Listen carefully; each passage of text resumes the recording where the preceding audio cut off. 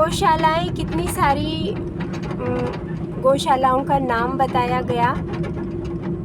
Street kettles के बारे में जब बात हो रही थी NH44 के स्टाफ मेंबर से, तो स्टाफ मेंबर ने बताया कि बहुत सारी गौशालाएं हैं, उनके लिए अनुदान भी आया हुआ है, लेकिन वो अनुदान पर्सनल कार्य में यूज़ होता है। उसका जो मुख्य कार्य है गौशाला का मेंटेनेंस करना, गौशाला अच्छी तरह से बनाए रखना, कैटल्स का ध्यान रखना, उसके लिए उसका बिल्कुल भी यूज़ नहीं किया जाता है।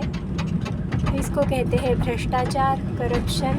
तो उसकी वजह से सारे कैटल्स रोड पर आए हैं, जैसे कि उन्होंने अपना क्या बोलते हैं, मोर्चा निकाला हो कि देखिए भ्रष्ट लोगों की वजह से हम आज रोड पर हैं, वी आर ऑन स्ट्रीट्स। सो ये जो भी भ्रष्ट लोगों को अथॉरिटीज़ दी गई है, इनका अच्छे से एनालिसिस करके ये लोगों को आप ये कार्य मत दीजिए, ये कार्य उनको मतलब ये कार्य के लिए वो सही लोग नहीं है जो भ्रष्टाचार कर रहे हैं। तो गौशाला चलाने का काम ऐसे लोगों को दीजिए जो लोगों में सच में गौ माता के लिए, गौ माता के प्रति, जो लोगों में सच में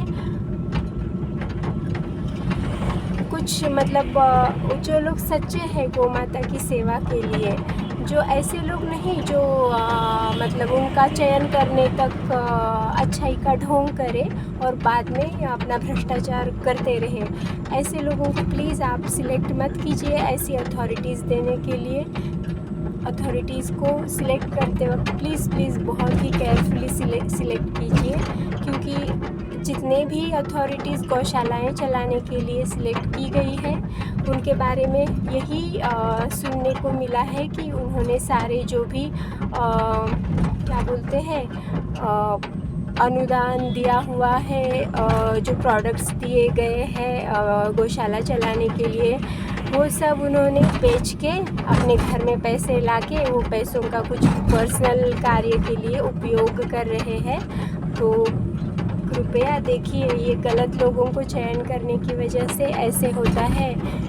मतलब जो कार्य करना चाहते हैं गौ माता की सेवा, कैटल्स की रक्षा, वो तो हो ही नहीं रहा है। ऊपर से भ्रष्टाचारियों को लग रहा है अरे हम तो कुछ भी कर सकते हैं, कुछ भी करेंगे, और किसी को पता भी नहीं चलता है, और पता चलता है तो कौन बोलता है, और कौन बोलता है तो फिर हमको निकालने की हिम्मत किस में है, क्योंकि एक बार चयन हुआ तो बाद में ईज़िली निकाला नहीं जाता है।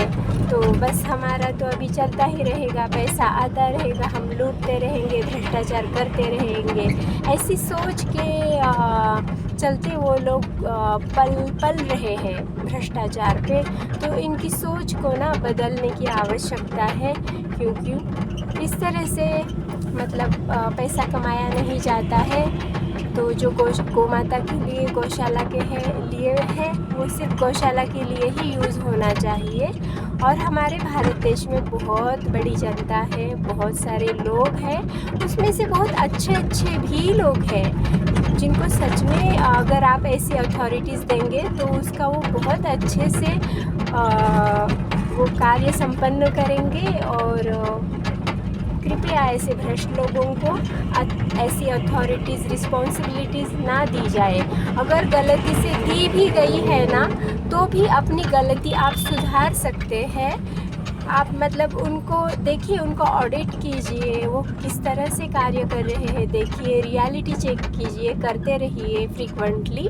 और अगर कुछ आपको उसमें फ्लॉज नज़र आते हैं, मतलब कमियां या कुछ भ्रष्टाचार भी नज़र आता है, तो इतना हिम्मत रखिए कि उनको बोलिए कि नहीं, ये सब नहीं चलेगा यहाँ पे आपको जिस कार्य के लिए चुना गया है वही कार्य आपको करना है।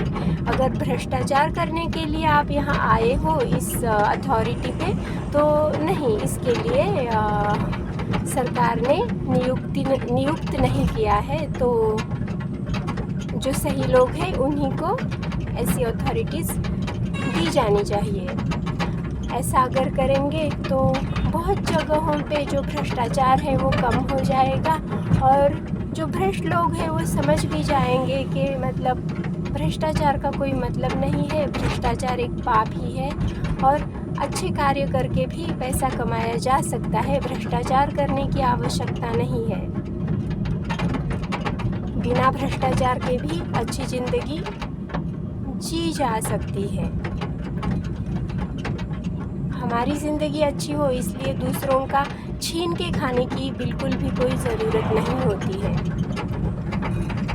जय गौ माता।